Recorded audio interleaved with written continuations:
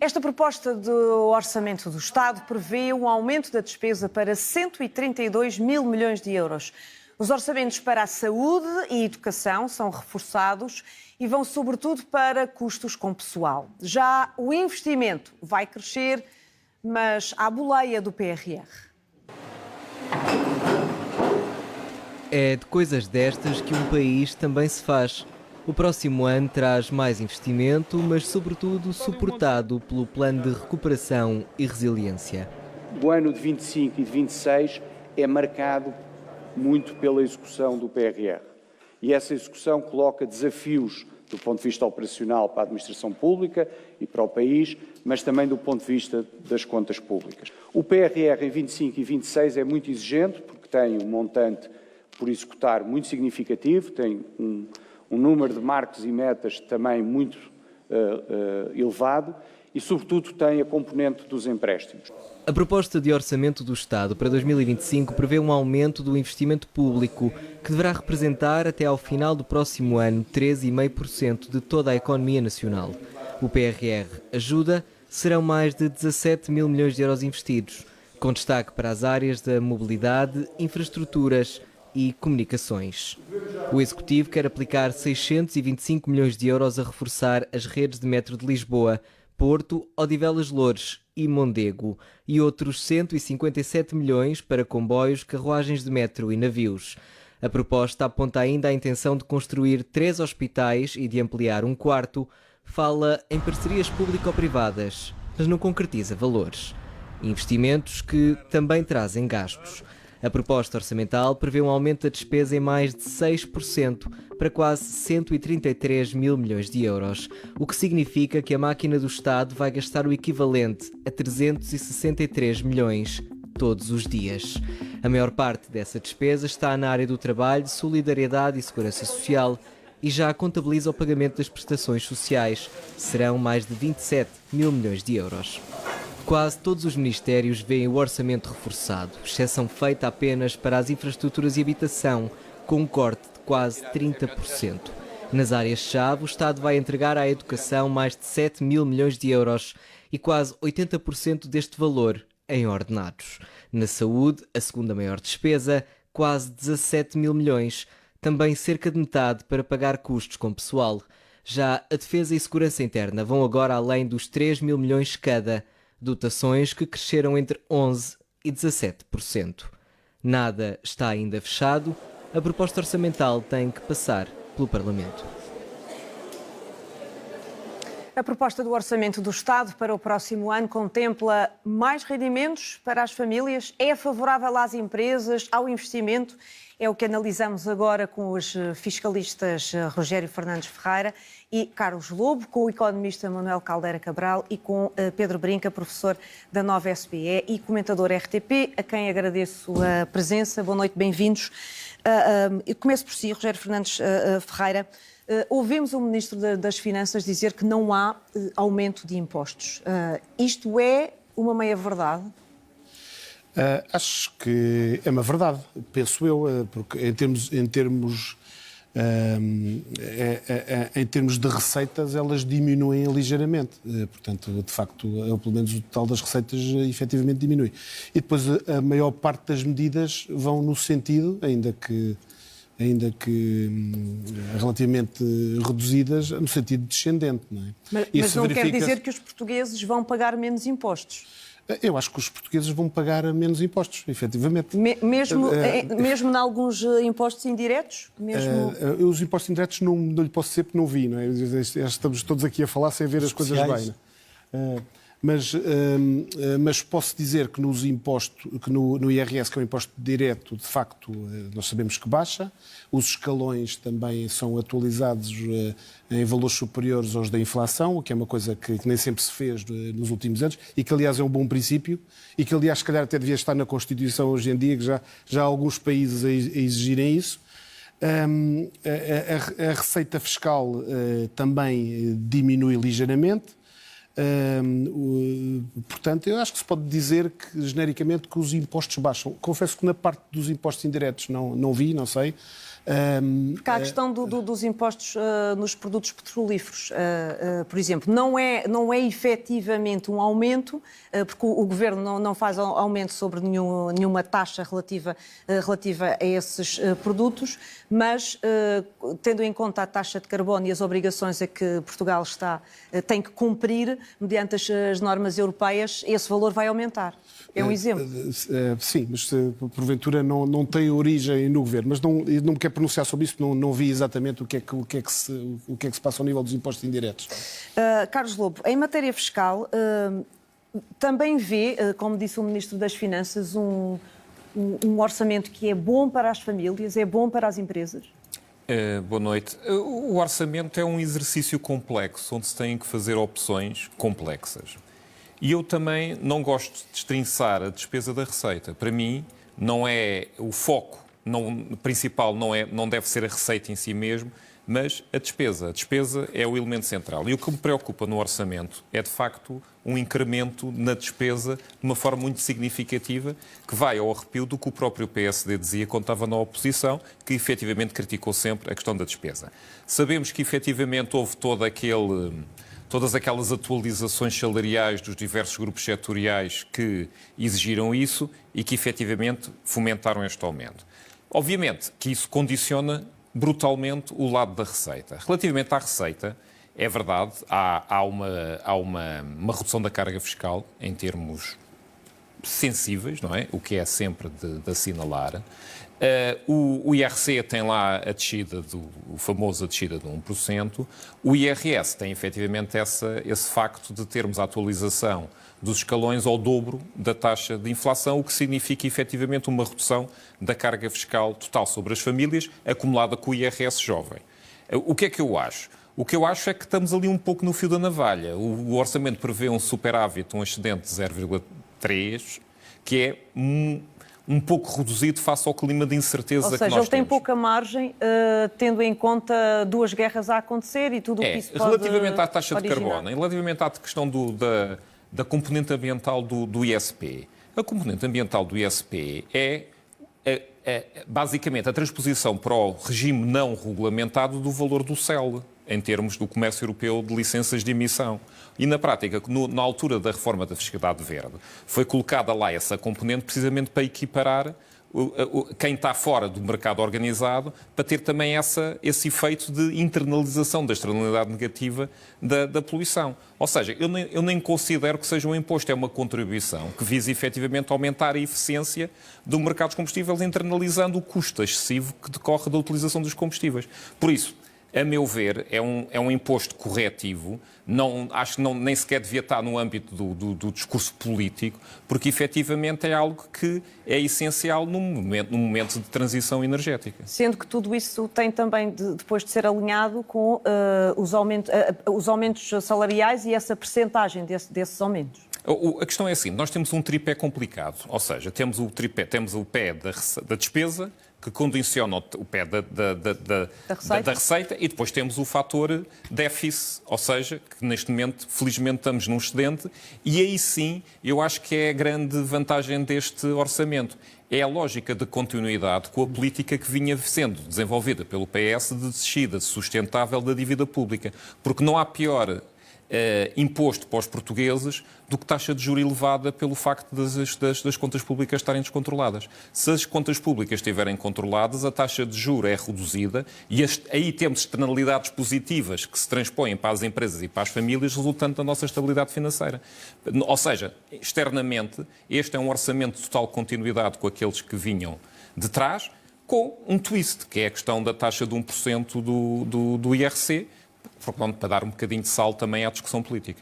Pedro, o Carlos Lobo falava agora nesta matriz de continuidade. O governo é outro, é de centro-direita. Este orçamento do Estado é uma continuidade de 8 anos de governação de um governo socialista? Este orçamento de Estado ficou aquém daquilo que era a ambição do programa do governo, mas também é preciso ter a humildade para perceber que os portugueses nas eleições não deram um mandato forte à direita, leia-se aqui a PSD, CDS e a Iniciativa Liberal, que na parte fiscal também tinha uma ambição tão grande ou maior na redução dos impostos. O PSD e o CDS ganharam, mas ganharam por pouco. O PS perdeu, mas perdeu por pouco. Aquilo que temos é uma realidade parlamentar fragmentada e isso viu-se na negociação daquilo que foram as linhas vermelhas para o Orçamento de Estado. O que vimos foi a discussão muito centrada no IRS jovem e a discussão muito centrada no IRC. No IRS jovem, creio que Luís Montenegro não encontrou o PS a meio caminho, quer dizer, atravessou completamente o rio para a outra margem, cedeu quase em absoluto a questão do IRS jovem. Na questão do IRC, foi a meio caminho. Pedro Nuno Santos queria uma descida de 0 no IRC, Luís Montenegro queria uma descida de 2, quer dizer, na negociação propôs uma descida de metade, mas parece que nem isso chega para satisfazer a ambição de Pedro Nuno Santos de não haver uma descida de IRC.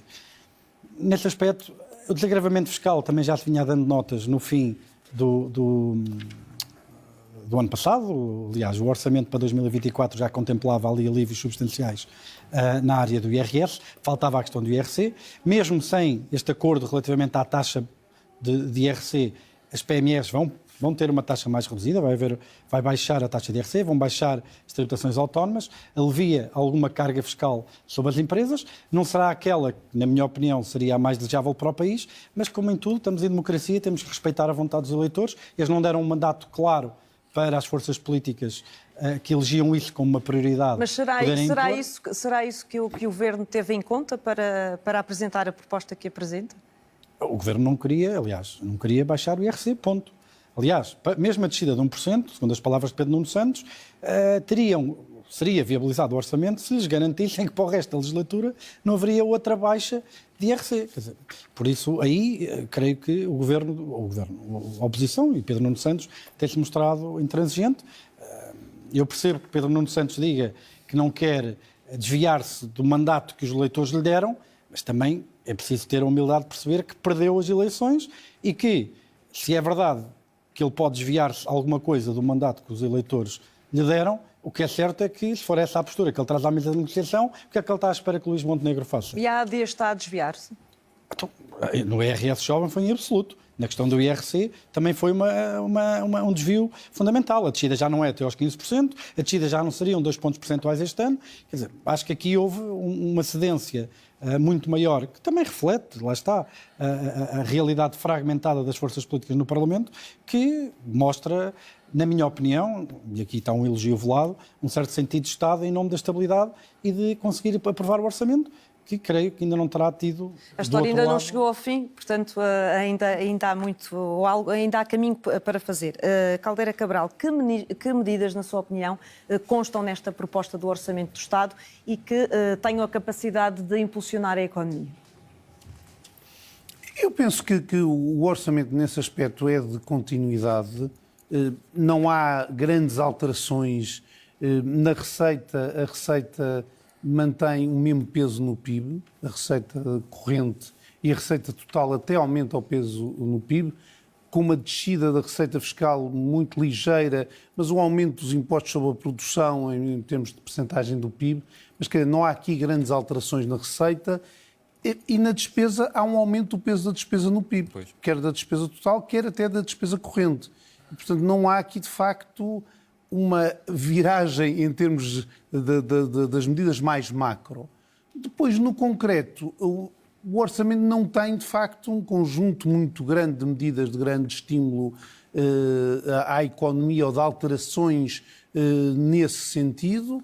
Prevê um aumento da produtividade do trabalho, quer em 2024, quer em 2025, menor do que aconteceu em 2023. Isso é uma das coisas curiosas deste orçamento, que fala de uma economia estagnada em 2023, em que cresceu 2,5%, e depois diz que este ano vai crescer 1,8% e no próximo 2,1%. Portanto, tínhamos uma economia estagnada que agora vai crescer menos. Eu penso que há alguma contradição em toda essa narrativa. De resto, parece-me que é um orçamento que está dentro do que vinha de trás, não faz grandes alterações às coisas mais macro, tem estas medidas mais emblemáticas, em que eu acho que houve uma alteração do IRS jovem. Eu, por acaso, não diria que houve aí... Acho que houve, de facto, uma melhoria. O modelo que estava tinha vários problemas entre as pessoas de um ano e do outro. Acho que o modelo ter ido para o modelo anterior, mas ter reforçado o modelo anterior... Aliás, o próprio Primeiro-Ministro reconheceu isso mesmo. E, portanto, eu acho que nesse aspecto... Parece-me que foi não só, ou não especialmente, uma cedência, seja a quem for, foi um bocadinho no próprio debate, tanto à esquerda como à direita, um modelo que estava mal desenhado e houve uma correção. Há um grande reforço dessa medida e, portanto, pelo menos para os jovens, de facto, vai haver uma descida de IRS visível. Para os restantes, com o aumento dos escalões, há um alívio do IRS, mas é menor do que o alívio feito no ano anterior por um orçamento aprovado pelo governo do Partido Socialista. Portanto, há aí, de facto, uma certa continuidade. Talvez a maior diferença seja no IRC, mas mesmo no IRC as propostas do Pedro Nuno Santos e do Partido Socialista iam mais no sentido de baixar o IRC, não baixando a taxa, mas baixando a quem investe, às empresas que investem, ou às empresas que se capitalizam, ou até às empresas que fazem a inovação. Seria baixar o IRC de forma mais seletiva. Tem normalmente efeitos mais diretos no estímulo à inovação, no estímulo à economia, mas tem efeitos, por exemplo, de sinalização menores. Eu penso que este governo... Acho que não é uma questão só ideológica, é uma questão de sinalizar, quer sinalizar uma descida da taxa efetiva de IRC e nesse aspecto se deu. Acho que há uma coisa que, de facto, nestas negociações não aconteceu. Uma parte da proposta que o PS avançou não era só de reduzir a despesa com o IRS jovem e colocá-lo de outra maneira. Era que essa redução da diminuição da despesa fiscal, da perda de receita fiscal, fosse usada para medidas concretas. E essas medidas concretas, isso foi o que o PS assinalou hoje, não aparecem no orçamento. E eu penso que essa falha de ter havido uma negociação pode levar a que o orçamento nem seja aprovado, e eu isso espero que não, mas vai levar certamente a que depois na especialidade, etc., vai haver muita confusão. E ter um acordo prévio em que os parceiros se comprometessem com um conjunto de medidas a que havia cedências de parte a parte, mas o resto ficava combinado, eu penso que era uma melhor forma de negociar um orçamento na especialidade e de garantir que ele passava na generalidade, que nem isso está garantido, do que esta forma que foi escolhido de fazer propostas fechadas, contrapropostas, uma negociação que não foi de facto com um trabalho efetivo em medidas e em contrapropostas e em aceitar algumas medidas bandeira dos partidos que fossem viabilizar o orçamento. Poderia ser o Partido Socialista, mas poderia até ser viabilizado do outro lado, porque também se falou dessa possibilidade, o que provavelmente seria pior. Eu espero que neste contexto ainda haja algum espaço para esse género de negociações, mas realmente limitou-se muito o espaço e criou-se uma situação que eu acho que vai ser muito comum, ou seja, não vai acabar aqui a discussão do orçamento, vai continuar na especialidade. Rogério Fernandes Ferreira, a forma como tem sido negociado e discutido este orçamento e se ele é ou não viabilizado pode prejudicar o país? Repare, nós temos aqui uma situação, do ponto de vista político, um bocadinho diferente daquela que nós assistimos nos últimos anos, não é? Nós não temos temos aqui várias maiorias, não é? Temos várias maiorias mais de esquerda, mais de direita e mais de centro, o que torna também esta situação um bocadinho mais complicada. O que também tornou um pouco difícil um compromisso político dos dois partidos do centro, em que um é oposição e outro é governo, de facto entrarem em acordo. Eu, do meu ponto de vista, e não sendo político, acho que o PS, não tendo feito um acordo com o partido que está no governo, faz algum sentido que espere para ver o orçamento para depois poder votar, não é? Portanto, acho que isto foi coerente aqui nesta perspectiva. Por outro lado, o governo nitidamente e politicamente virou-se para o partido maior da oposição, para o PS, e não se virou, por razões que todos nós conhecemos, para a direita. De facto, esta maioria de centro é a maioria, apesar de tudo, onde se podem fazer as reformas estruturais que o país precisa. precisa, não é? E que passam pela despesa, muito mais do que pela receita.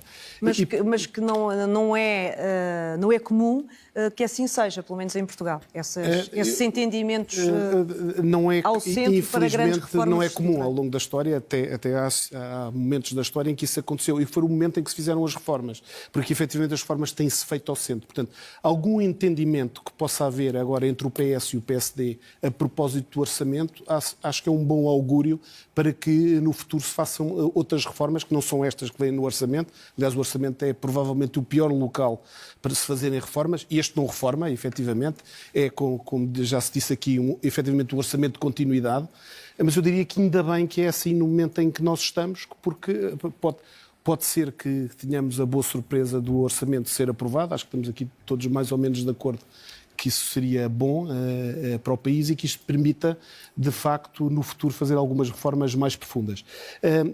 Digamos, as divergências políticas estão infelizmente muito acentuadas, as maiorias também estão um pouco dispersas e são antagónicas, mas eu sinceramente tenho esperança que haja algum sentido de Estado e que permita que o país avance mesmo numa situação em que o governo é minoritário e que certamente vai ter muitas dificuldades para fazer as reformas que ambicionam e que constam do seu programa eleitoral. Eu gostava de ouvi-lo também em relação às empresas, já aqui falou do IRS.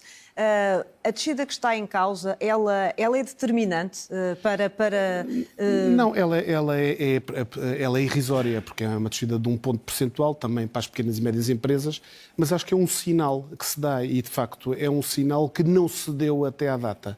Infelizmente, eu diria até que por razões eleitoralistas, o foco tem sido o IRS, acho que devia ter sido desde o início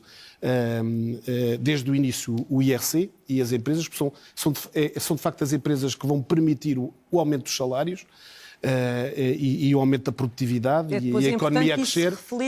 E este sinal é positivo, eu diria que é um sinal positivo. Eu sinceramente preferia que não fosse na taxa estatutária dos 21% para o 20%, porque acho que o problema está noutro local, não é? Portanto, provavelmente está na derrama estadual, não é? Porque a derrama estadual é que acaba por ser. Mas o que está a dizer é que terá pouco efeito no investimento e no. Acho que vai ter pouco efeito, acho que vai ter efetivamente pouco efeito, mas é um efeito de sinal e as tendências e os trends são mais... Mas quando diz de sinal, ou seja, no fundo é um contrassenso entre um argumento de economia e um argumento político, porque se ele tem sido tão determinante para o Partido Socialista e o Governo não chegarem a acordo... Está no programa eleitoral deste Governo que vai baixar a baixa do IRC.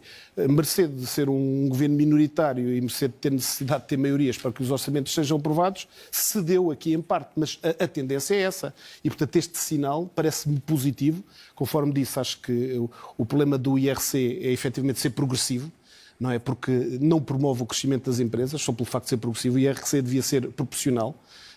O progressivo é o IRS, não é? Portanto, o foco, mercê das circunstâncias políticas que nós temos vivido nos últimos tempos, tem posto o foco no IRS, que também efetivamente é muito alto em comparação com todos os países da Europa e com a maior parte dos países do mundo. De facto, a taxa marginal do IRS é uma taxa efetivamente grande, com escalões muito baixos, que são às vezes nós comparamos as taxas, não comparamos os rendimentos, e esses são de facto baixos aplicados a taxas altas. Reconheço que o IRS é muito alto, mas estamos numa situação em que de facto o prioritário não é o IRS, é de facto o IRC. E este sinal que o Governo dá, talvez não no local certo, mas é o que é politicamente viável, acho que é um bom sinal que se dá à economia e que se dá às empresas, e aliás não é só esse, é mais 3 ou 4, relativamente pontuais, mas são tendências que se criam que acho que são positivas para a nossa economia. Não é? Carlos Lobo, há outras medidas que podiam constar neste orçamento do Estado que fizessem a diferença para as empresas? Eu acho que sim. Eu acho que há um número ali que foi citado pelo Manel que é muito importante, que é a taxa de crescimento, que é o crescimento económico previsto de 2,1%. É anémico. Ou seja, nas condições... Para o próximo ano. Para o próximo ano, sim. Ou seja, face ao modelo liberalizador e de libertação económica que foi anunciado pelo Governo, com a acumulação da necessária execução massiva do PRR e com o 2030 em acumulação e com toda a necessidade de construção de novas habitações e de reforço da própria... O TGV, toda essa parafernália de investimento, termos um decrescimento de 2,1 é um valor muito baixo. Aliás, comparativamente até com o de há 2 anos. E eu, das duas, ou é uma almofada, atenção, eu espero que seja uma almofada, ou é um atirar da toalha ao chão no que diz respeito à liberalização económica.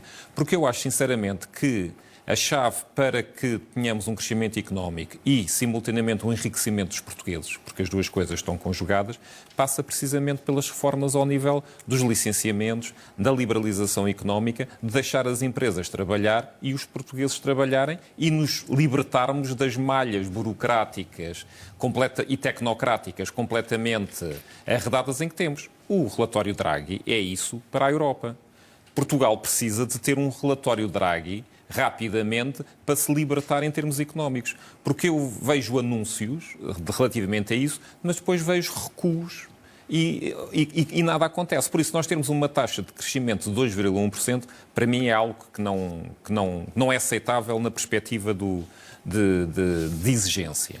Relativamente a outras questões de medidas, os residentes não habituais, ou seja, acho que o fim dos residentes não habituais, tal como estavam previstos até o ano passado, podia perfeitamente ter sido recuperado. O regime que atualmente existe, decorrente do orçamento do ano passado, é inoperacional. As portarias que eram para sair em janeiro do ano passado ainda não existem. Temos um simulacro de atratividade. Era um instrumento essencial para a produtividade e para a competitividade.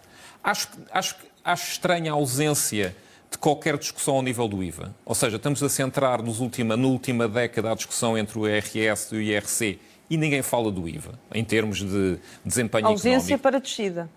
Ausência até na discussão entre taxas, ou seja, a simplificação do próprio IVA e o ajustamento do IVA. A questão do IVA da habitação, ou seja, isso foi uma das questões que foi de charneira relativamente aos problemas de habitação. E que se deu, Miguel Pinto Luz se deu. Não? Pronto, ou seja, e que não há, obviamente que temos a habitação acessível e um novo conceito de habitação acessível que pode ir buscar os 6% antigo. Mas temos aqui, de facto, uma ausência de discussão. E depois toda a ótica de outras reformas, nomeadamente ao nível das contribuições, não é? As taxas, taxinhas, taxetas, não é?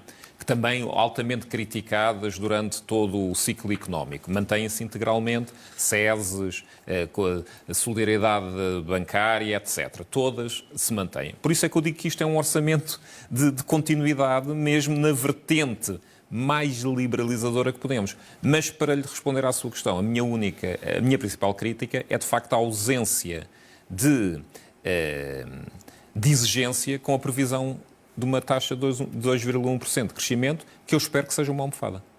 Pedro Brinca, por falar em almofada, esta semana o Governador do Banco de Portugal fazia um alerta, um aviso, uma recomendação, como quiserem, para almofadas financeiras e alertava também para o aumento da despesa.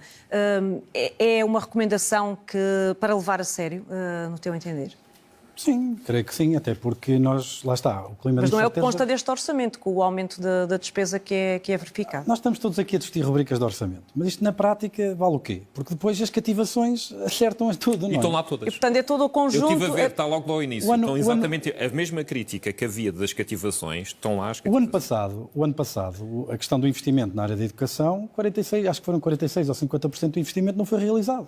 Ou seja, nós estamos aqui a discutir se vai mais 1 milhão para aqui, mais 1 milhão para lá e depois as cativações alteram esta matemática toda. Eu considero que havia três dossiês que era fundamental haver estes pactos de regime que há bocado estavas a fazer alusão. Um é na Justiça, porque creio que aquilo que aconteceu quer na Madeira, quer com o episódio que levou à demissão do anterior Primeiro-Ministro, não dignificou ninguém. E não há aumento. Eu também não consegui ver o documento todo, mas não há aumento para... No caso da Justiça não há... Pronto, no caso da Justiça, creio que aqui é mais uma questão de princípio que propriamente dotação financeira. Claro que a dotação financeira ajudaria sempre, mas de facto nós conseguimos grandes progressos naquilo que foi o civil, conseguimos grandes progressos naquilo que é o criminal, mas naquilo que é o administrativo ou fiscal, isto continua a ser um bocadinho um caos, não é? Quer dizer, justiça demorada é justiça demorada. Mas também ouvimos sempre, muitas vezes... quem lá anda a falar da falta de condições, de recursos humanos, de recursos digitais. Sem prejuízo disso, é verdade que no administrativo ou fiscal há ali um problema grande. E como eu estava a dizer, a justiça negada, justiça demorada é a justiça negada, quer dizer, e não fui eu, não sou eu que o digo, foi a Presidente do Supremo Tribunal de Direito Administrativo ou Fiscal, que há 2 anos veio dizer que a autoridade tributária abusava da litigância quanto ao contribuinte. Quando temos litigâncias que demoram 5, 6 anos, quando temos 5 ou 6% do PIB em contém sigilo fiscal, é óbvio que isto é um enormíssimo problema que tem que ser resolvido. Mas eu creio que aí não há aqui grande choque ideológico e creio que as coisas estão a evoluir no sentido positivo. Falaste em três áreas... A segunda área que eu queria lembrar é a questão da habitação. Parece que já não sei um bocado de modas falar de habitação, mas já há aí um problema grave ainda hoje na questão da habitação. a parte da oposição chamava a atenção para isso, o Bloco de Esquerda, nomeadamente. Há entendimentos que é preciso fazer, é preciso reanimar, reavivar, ressuscitar, até diria, o mercado de arrendamento. Uma estatística simples ilustra o que é que estamos a falar. Na Europa, a percentagem de famílias que têm uma segunda habitação e apoio no mercado de arrendamento é de 43%, em Portugal é 13%. Algo está mal no mercado de arrendamento, podemos fazer um programa inteiro sobre isso, é preciso aí um entendimento. E o último é precisamente a fiscalidade.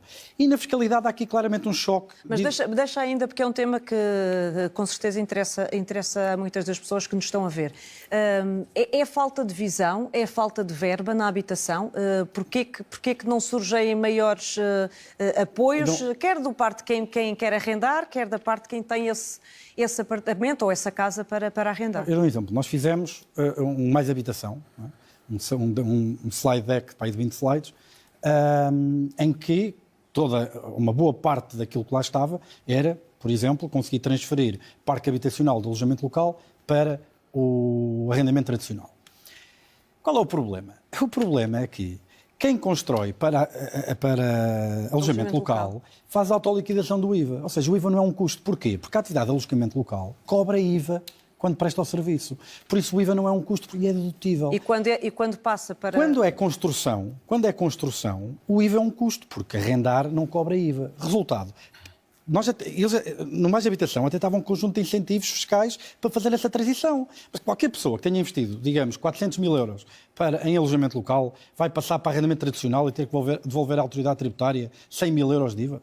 Isso não existe. Então, a alternativa, Pedro? Não, uma das coisas que estava em cima da mesa e estava no programa deste governo era precisamente eliminar essa distorção que existe entre aquilo que é o IVA que está sujeita à atividade de alojamento local e à atividade da construção, que era a descida do IVA da construção para 6%. Mas foi a primeira a ser abandonada e empurrada até ao fim da legislatura. Essa medida, por exemplo, seria talvez aquela que mais poder tinha para transformar o setor da habitação, aumentar a oferta. Nós hoje construímos de habitação 1/10 daquilo que construíamos, se calhar, há 10 anos atrás. Ou seja, tivemos, por exemplo, 4 ou 5 congelamentos de rendas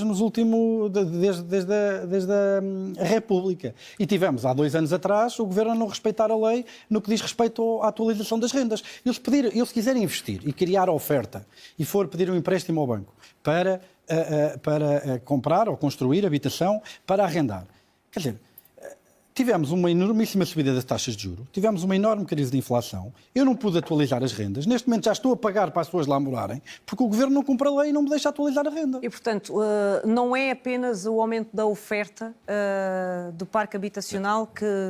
O aumento da oferta é assim, e nós temos também outra bomba relógio, que é, há muita construção que foi feita ali nos anos 60 e 70, que aos estándares 2, do ponto de vista energético, não tem quaisquer condições. E à medida que o tempo vai passando e novos contratos vão fazendo, e essa legislação de compliance do ponto de vista ambiental e energético, de eficiência, vai voltar a morder quando as casas são transacionadas. Quer dizer, há aqui uma bomba relógio que é preciso cautelar. Quer dizer, e por isso, eu não consigo conceber qualquer problema, qualquer solução para a questão da habitação que não passe pelo aumento da oferta. E também por outra coisa. A razão pela qual nós tivemos uma discussão sobre habitação é porque a habitação é um direito constitucionalmente garantido. Creio que é o artigo 65, está aqui um jurista que me pode, pelo menos um, que me pode confirmar, ou 2. Mas convinha que lessem o artigo, porque no mesmo artigo em que se preconiza o direito à habitação, também se fala que cumpre ao Governo desenvolver um plano de transportes que fomente esse direito. Ora, no bairro de habitação, quantas vezes é que apareceu a palavra transportes? Bola, como diria Jorge Jesus, não é? Nenhuma vez. Ou seja, É preciso ter melhor políticas de transportes para retirar a pressão sobre os Pedro, principais centros ainda urbanos. quero ouvir-vos sobre o tema. Eu, quando aterro em Lisboa, na Portela, quer dizer, eu olho à volta e não estou em São Paulo, não vejo um mar urbano a perder de vista, não é como em Tóquio, que eu vejo prédios que nunca mais acabam. Quer dizer, é preciso permitir a construção em altura, é preciso agilizar a questão do licenciamento, temos licenciamentos que duram anos e anos e anos. Tudo isto cria um ambiente extremamente negativo para a oferta, quer na construção, quer depois para o arrendamento, pela instabilidade. E é preciso, ou seja, o país também precisa que não se perca tempo. Quero ainda ouvir-vos aos quatro e pedia que fossem um pouco sucintos na resposta. Queria uma perspectiva económica, Caldeira Cabral, de o possível cenário, porque ele ainda está em cima da mesa, de o país ter mais uma vez de ir a eleições em tão pouco tempo. Eu penso que essa questão é uma questão mais política e eu penso que, em termos de políticos, não é desejável. Ou seja, o que acontece com... Ela não terá o que acontece com países que têm eleições sucessivas pouco esclarecedoras é a participação diminui e isso aumenta a imensa incerteza dos resultados eleitorais, porque, de facto, mesmo as sondagens falham muito nessa questão da participação. E, portanto, eu penso que não é desejável politicamente, mas não é desejável claramente economicamente. E penso que, em termos de alternativas, é mais positivo um governo estar no governo um ano, 2 anos, 3 anos e mostrar constantemente esse orçamento do que... Eu penso que ter que negociar é o quadro quando não se tem maioria. Só sobre o crescimento económico, eu penso que no crescimento económico as questões mais importantes numa economia que está na situação em que está a economia portuguesa, que é uma economia desenvolvida, mas está ainda um pouco na parte das economias de meio desenvolvimento, a competir com os líderes ou a ficar para trás, a questão central é a questão da inovação. Exato. E a questão da inovação é uma questão que se põe ao nível...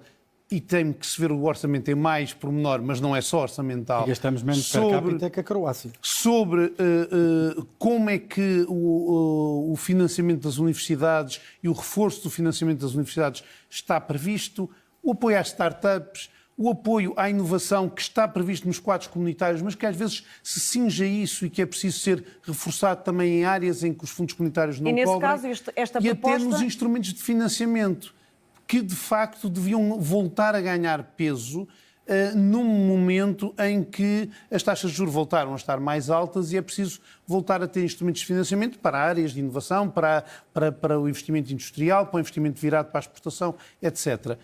Na habitação, eu penso que temos todos que reconhecer que há aqui uma falha de mercado, porque as casas e o preço das casas subiram imenso. As dificuldades de construção e de licenciamento não são assim tão diferentes do que eram há 10 anos atrás ou há 15 anos atrás. O que foi na crise financeira, nós atirámos abaixo muitas das nossas empresas de construção. Isso está a demorar muito tempo a recuperar. E se calhar também aí a questão do financiamento é importante. A questão do financiamento é importante e a questão da falta de mão de obra. E isto liga-se à última questão que eu trazia aqui, que é essencial para o crescimento, que é a atração de talento. E a atração de talento tem a ver com retermos os nossos jovens, com formarmos jovens bem, e as nossas universidades estão a fazer isso bem, mas tem a ver também com atrairmos talento de fora, que é uma coisa que conseguimos fazer nos últimos anos e que temos que continuar a conseguir e a manter os instrumentos que fazem isso. Isso é muito mais importante para o crescimento do que uma baixa do IRC ou não baixa do IRC, que não é mau nem mas não dá positivo, margem para ser significativo nas empresas. Exatamente, Carlos mas Lobo não parece tem uma que perspectiva... faz mais diferença. Carlos Lobo tem uma perspectiva, eu peço mesmo que sejam sucintos, tem uma perspectiva diferente em relação à habitação e a falta de... Eu sinceramente acho que é uma falha de governo e de Estado. Acho que a cadeia burocrática, a trama burocrática que foi inventada por sucessivos layers de decisão, a parte ambiental, a parte agrícola, as estruturas ecológicas municipais, a carta de perigosidade de incêndios, todas as RANs impedem efetivamente o desenvolvimento. Quem construir um prédio hoje em Portugal é um herói. Ou seja, é literalmente um herói e o prazo que passa para construir o seu edifício, obviamente que vai encarecer brutalmente. A única possibilidade que existe de construir em Portugal é ter habitação de luxo cuja margem é elevada. quem quiser construir para uma fileira média ou média-baixa está num grau de risco extremo. Hoje em dia é literalmente impossível expandir centros urbanos, não há política de mobilidade. Para mim, a habitação acessível é também a política de mobilidade. A habitação acessível em Lisboa não é em Lisboa, é em Almada. Almada, neste momento, o PDM está a discutir com o ICNF, porque o ICNF diz que a Costa da Caparica é regime florestal, porque há uma lei de 1905 que diz que a Costa da Caparica é regime florestal, e andamos portanto, sucessivamente nisto. Não há falta de habitação em Portugal por responsabilidade política? É um problema de liberalização, ou seja, é aquilo que eu disse, há uma excessiva burocracia, há uma teia tecnocrática totalmente cega, há interesses sectoriais que estão completamente focados no seu interesse. Houve uma desvalorização da decisão política. Os autarcas, se decidirem contra o técnico, são criminalizados. Voltamos também à questão da justiça e por isso é que não há. Senão o mercado facilmente se adaptaria. Se nós temos uma crise de habitação, se a habitação é tão cara, era natural que houvesse um ajustamento de mercado. O facto é que ainda este ano, depois de uma série de anos em que já se está a sinalizar, os licenciamentos reduziram-se ainda mais. Por que razão é isso? Não é por questões de mercado, é exatamente por falha intrínseca do mercado. E para finalizar, mesmo para terminar, quero ouvir ainda aqui... relativamente às eleições... É preciso ver que os custos de construção dispararam, Carlos, tem de com ser mesmo pequenos muito, aumentos muito, de produção. A função essencial... Há um problema de oferta também. Há um problema de oferta relativamente ao arrendamento. Mas estes problemas são todos reais, concordo. Há uma norma, há uma parte do relatório que fala da atualização de rendas anteriores ao NRAU, de 1990. Ou seja, há uma opção do Governo de tentar recuperar as casas dos arrendamentos antigos, dando assistência direta aos arrendatários. Isso é positivo porque pode recuperar as casas antigas e dar confiança ao mercado.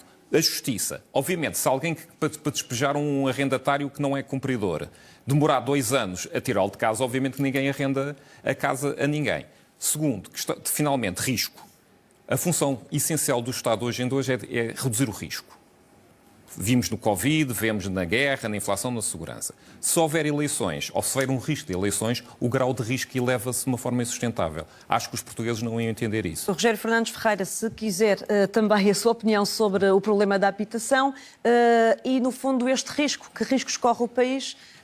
Desde logo o PRR, por exemplo, fica parado e há a inovação que falava o Caldeira Cabral, ou seja, não é possível fazer uma série de investimentos indo o país para eleições. Repara, eu acho que Portugal ainda tem alguma falta de maturidade democrática e política, de alguma forma. Porquê? Nós vemos que nos outros países os governos minoritários conseguem com alguma facilidade obter maiorias.